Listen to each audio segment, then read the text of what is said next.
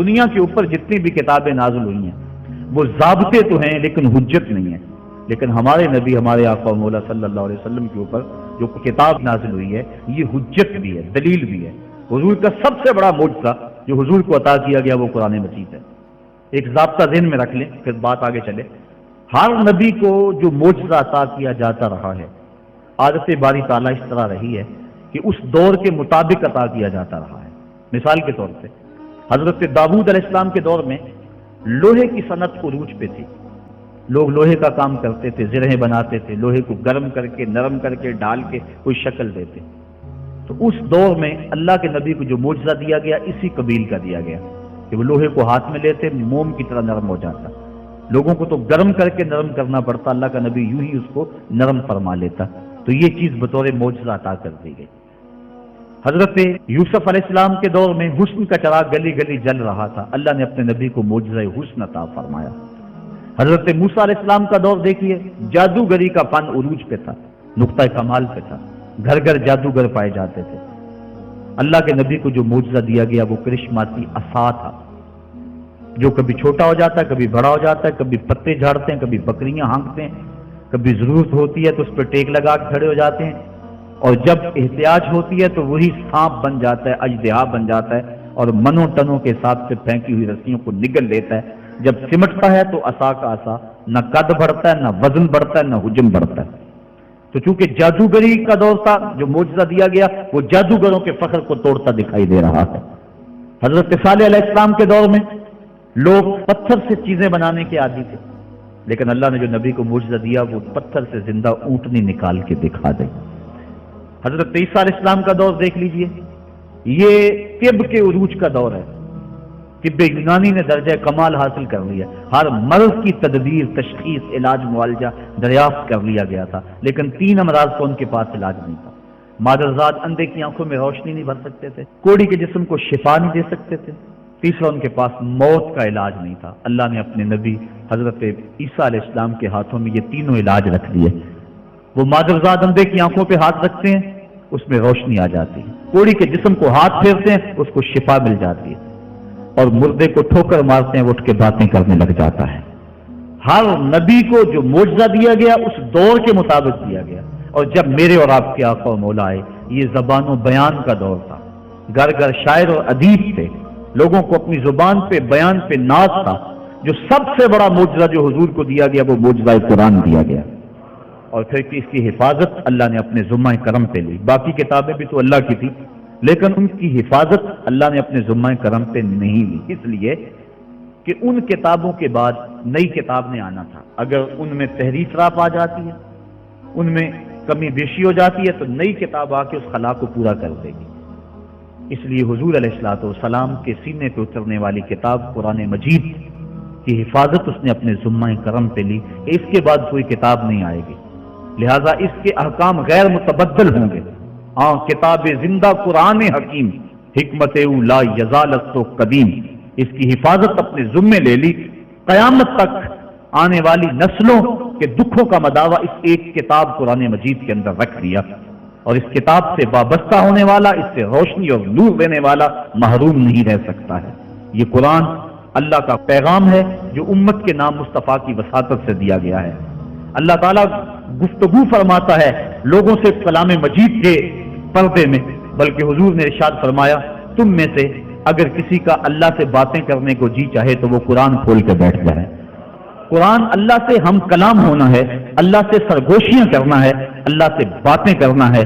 کاش ہم قرآن مجید کے مفہوم کو اور قرآن مجید کے معانی و مطالب کو سمجھ کے اس کو پڑھنے کی کوشش کریں۔ آج اس امت کا المیہ یہی ہے کہ اس نے قرآن مجید کو چھوڑ دیا ہوا ہے۔ ہم نے بطور رسم قرآن مجید کو اپنایا ہے، رسم کے طور پر پڑھتے ہیں، لیکن اس کو جس مقصد کے لیے نازل کیا گیا تھا وہ مقصد ہمیں حاصل نہیں ہے۔ میں آپ سے ایک سادہ سا سوال کرنا چاہوں گا۔ آپ کا بچہ انگلش میڈیم اسکول میں پڑھتا ہو، آپ 2 4 5 10 ماہ کے بعد اس کا اختبار کریں، امتحان لیں اس کا، وہ انگلش پر بولتا ہو، لہجہ بھی ٹھیک ہو، اسپیلنگ بھی اسے آتے ہوں، لیکن آپ دیکھیں کہ اس کو معنی و مطالب سے آگہی نہیں ہے، تو آپ پوچھیں کہ بیٹا اس کا ترجمہ کیا، تو وہ کہے کہ ٹرانسلیشن تو کرائی نہیں جاتی وہاں، تو آپ ایسے سکول میں اپنے بچے کو پڑھانا گوارا کریں گے جہاں لفظ سکھائے جاتے ہو مفہوم نہ بتایا جاتا ہو، جہاں الفاظ تو پڑھائے جاتے ہوں ریڈنگ تو کروائی جاتی ہے لیکن ٹرانسلیشن نہ کروائی جاتی؟ آپ کہیں گے خاک پڑا، لفظ فرفر بولتا ہے معنی و مطالب نہیں جانتا۔ لیکن افسوس ہم قرآن مجید کی تلاوت پہ ہی مطمئن ہو جاتے ہیں، اس کی ریڈنگ کو ہی کافی سمجھ لیتے ہیں، اور اس کے مفہوم کیا ہیں، مطالب کیا ہیں، مالک کا پیغام ہمارے نام کیا ہے، ہم اس کو سمجھنے کی زحمت گوارا نہیں کرتے۔ اور بسا اوقات ہوتا ہے کہ قاری قرآن تلاوت کر رہا ہے اور سننے والے جھوم رہے ہیں سبحان اللہ پکار رہے ہیں، اور وہ ان آیات پر مشتمل تلاوت کر رہا ہے جن میں عذابوں کا تذکرہ موجود ہے۔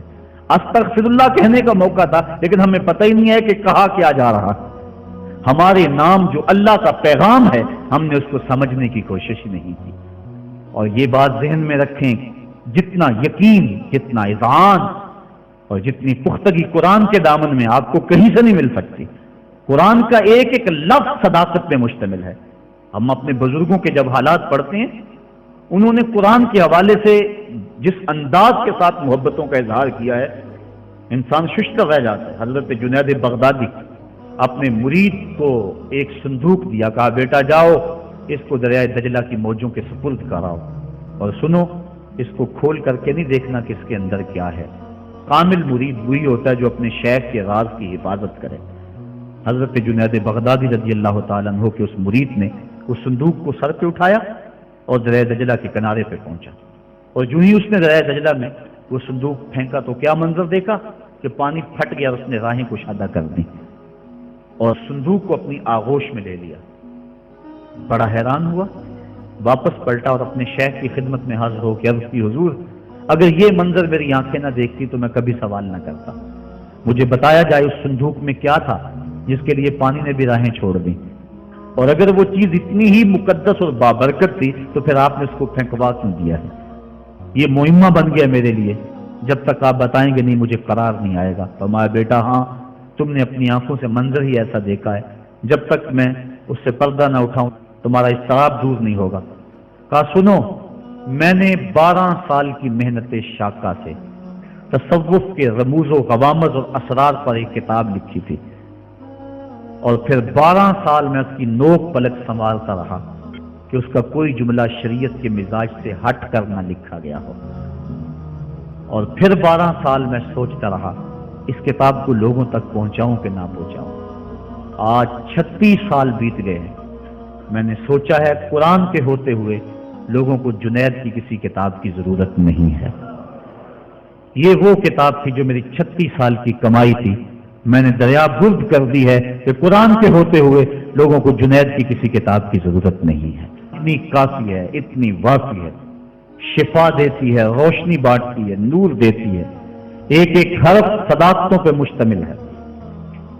اس کے ہوتے ہوئے اللہ اکبر، قرآن بھی کہہ رہا ہے فَبِأَيِّ حَدِيثٍ بَعْدَهُ يُؤْمِنُونَ، قرآن کے بعد اب کس کا انتظار کر رہے ہو؟ اور آقا کریم صلی اللہ علیہ وآلہ وسلم نے بھی ارشاد فرمایا انی تارکن فیکم الثقلین کتاب اللہ حبل ممدود من السماء الی الارض وسنت نبیہ، میں تمہارے اندر 2 چیزیں چھوڑے جا رہا ہوں، مضبوطی سے تھام لو، کبھی گمراہ نہیں ہوگے، ایک اللہ کی کتاب اور ایک نبی کی سنت۔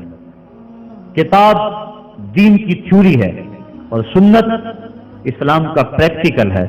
اگر کسی نے تھیوری دیکھنی ہے تو قرآن کو دیکھ لے، اگر پریکٹیکل دیکھنا ہے تو نبی کی زندگی کو دیکھ لے۔ حضرت ام المومنین حضرت عائشہ صدیقہ رضی اللہ تعالی عنہا فرماتی ہیں کان خلقہ القرآن، قرآن حضور کے اخلاق کا ہی نام تھا۔ حضور کے خلق کو دیکھنا ہو تو قرآن کو دیکھ لو، قرآن کا عملی ثبوت دیکھنا ہو تو مصطفیٰ جان رحمت کو دیکھ لو۔ تو قرآن ہماری ضروریات کی کفالت کرتا ہے، کاش کہ ہم اس کو اس نظر سے دیکھیں جس نظر سے دیکھنے کا تقاضا اس قرآن کا ہے۔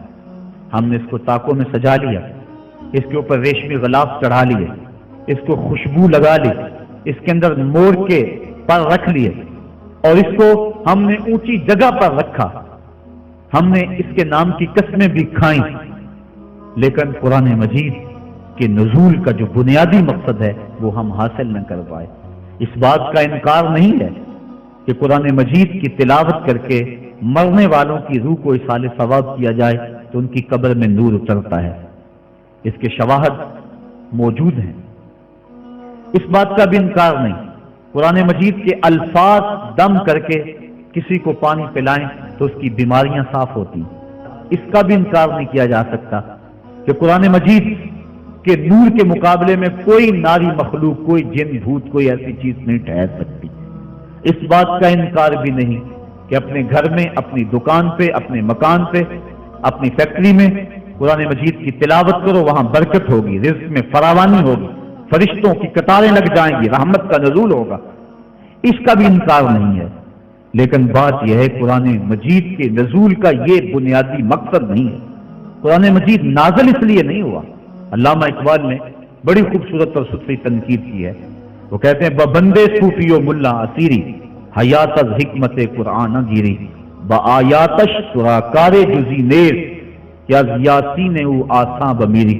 وہ کہتے ہیں تو صوفی اور خشک ملا کے ایسے پھندے میں پھنسا کہ تو نے قرآن سے زندگی تلاش نہیں کی، تجھے قرآن کی آیتوں سے صرف اتنا ہی کام ہے، جب مرتے ہوئے تیرے بوڑھے کی روح اٹک جائے تو سورہ یاسین پڑھ کے اس کی روح کو آسانی سے نکالنے کے لیے قرآن کو ہاتھ میں لیتا ہے۔ اقبال کہتا ہے اس بات کا انکار نہیں کہ سورہ یاسین سے روح آسانی سے نکلتی ہے، لیکن نقطہ نظر یہ ہے اقبال کا کہ تو نے قرآن سے ڈھونڈا تو موت کو ہی ڈھونڈا، قرآن سے بھی تلاش کیا تو مرنے کو ہی تلاش کیا۔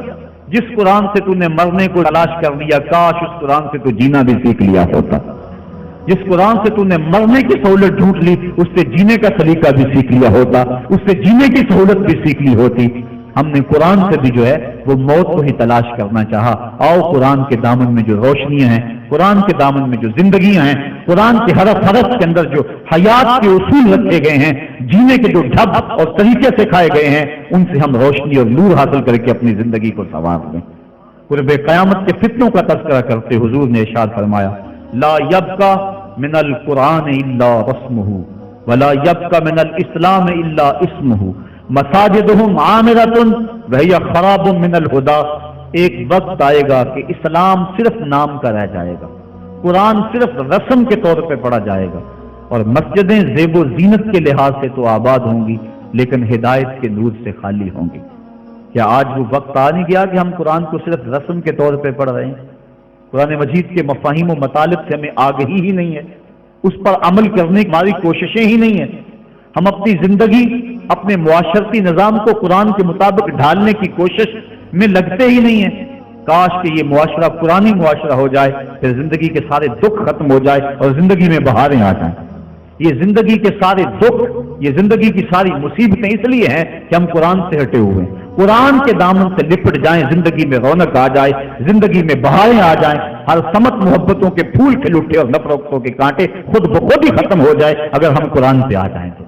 لیکن ہم نے قرآن کو بطور رسم اپنایا، لا یبقى من القرآن الا رسمه، قرآن کو رسم کے طور پہ ہم پڑھ رہے ہیں، ورنہ یہ قرآن تو مردہ دلوں میں زندگی کی روح پھونکنے والا ہے۔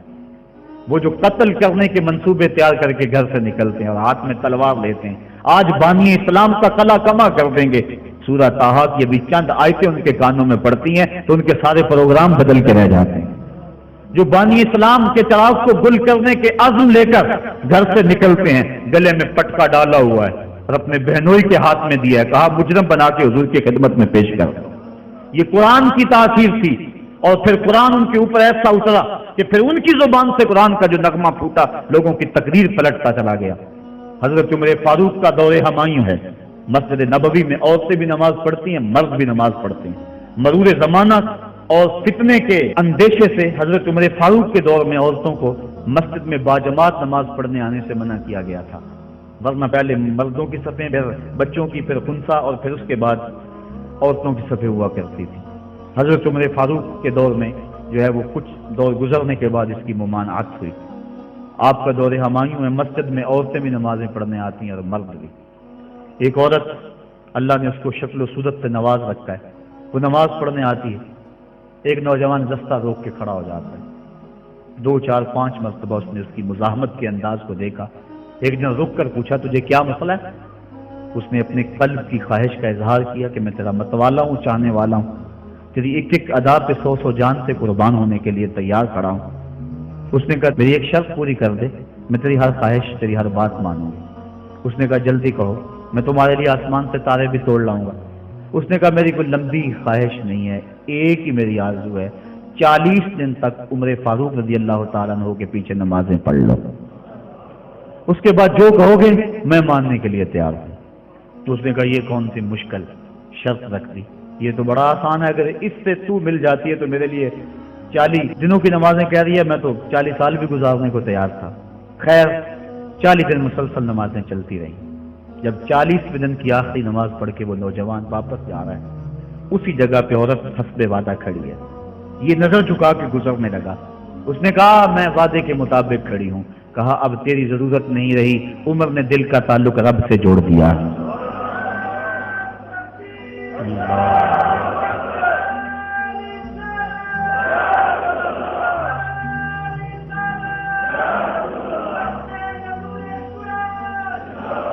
اگر ہم 40 سال ہمارے پیچھے لوگ نمازیں پڑھتے رہیں اور ان میں تبدیلی نہ آئے تو پھر ہمیں سوچنا چاہیے نا، مجھے سوچنا چاہیے کہ 40 سال ہو گئے ایک بندہ میرے پیچھے نماز پڑھا اور اس میں تبدیلی نہیں آ رہی، 40 دن نماز پڑھی، قرآن دل سے نکلا اور زبان کے ذریعے سے دل میں پیوست ہو گیا، دل کی دنیا بدل گئی۔ کاش کہ وہ لوگ دوبارہ منصہ شہود پہ آ جائیں اور وہ لوگ دوبارہ مسلوں کی زینت بن جائیں، جن کے لبوں سے قرآن جب نکلتا ہے تو فرشتے بھی آفرین آفرین کرتے ہیں، اور قرآن دلوں پہ اثر کرتا ہے اور دلوں کے زنگ اترتے ہیں اور روحوں کو قرار ملتا ہے۔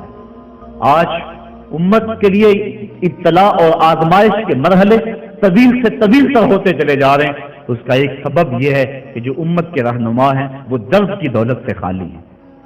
واعظ قوم کی وہ پختہ خیالی نہ رہی، برق طبعی نہ رہی، شعلہ میں کالی نہ رہی، رہ گئی رسم آذاں روح بلالی نہ رہی، فلسفہ رہ گیا تلقین غزالی نہ رہی، مسجد مرثیہ کہیں کہ نمازی نہ رہے، یعنی صاحب اوصاف